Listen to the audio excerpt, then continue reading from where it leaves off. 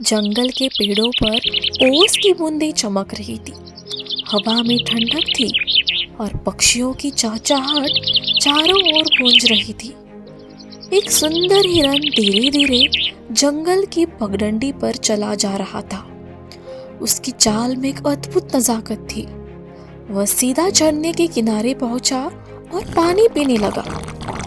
जब उसने पानी में अपना प्रतिबिंब देखा तो उसकी आंखें ठहर गई। वह खुद को निहारने लगा। वाह, मेरे सिंह कितने शानदार हैं, जैसे जंगल के राजा को शोभा देते हो। उसने गर्व से गर्दन हिलाई, लेकिन फिर उसने अपने पतले पतले पैरों पर नजर डाली और मुंह बना लिया। हाय, ये पैर तो कितने दुबले और बदसूरत है। अगर ये भी थोड़े मजबूत और सुंदर होते तो मेरी खूबसूरती 4 गुना बढ़ जाती।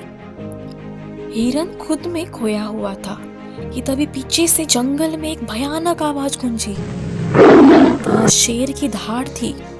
हिरन ने एक पल भी देर नहीं की। उसके कान खड़े हो गए और वह पूरी ताकत से भागने लगा। पेड़ों के बीच, झाड़ियों के पार, पत्थरों पर छलांग लगाते हुए वह दौड़ता गया। उसके वही पतले पैर अब हवा से बातें कर रहे थे।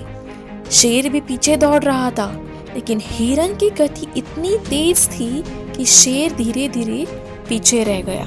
थोड़ी दूर जाकर हिरन ने एक पेड़ के नीचे रुककर सांस ली। वह थक चुका था, लेकिन खुश था। वह मुस्कुराया और बोला, मैं कितना मूर्ख था। जिन पैरों को मैं बदसूरत कहता था, उन्होंने ही आज मेरी जान बचाई है। सच में सुंदरता सिर्फ देखने की चीज नहीं होती, असली सुंदरता तो काम आने में है। इतना सोच ही रहा था कि फिर वही शेर की दहाड़ सुनाई दी। इस बार पहले से भी ज्यादा नजदीक से। हिरन डर गया और तुरंत भागने को हुआ, लेकिन अफसोस, उसके सुंदर लंबे सिंग पास के पेड़ के नीचे डालियों में फंस गए। अरे नहीं, वह चिल्लाया, अब क्या करूं? उसने सिर झटक झटक कर खुद को छुड़ाने की कोशिश की, लेकिन जितना प्रयास करता सींग और उलझ जाते।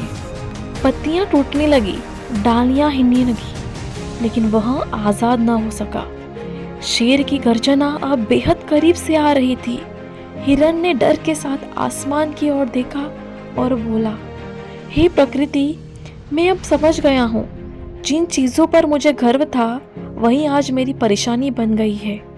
और जिन चीज़ों को मैं कमज़ोर या बदसूरत समझता था, वह मेरी ताकत थी।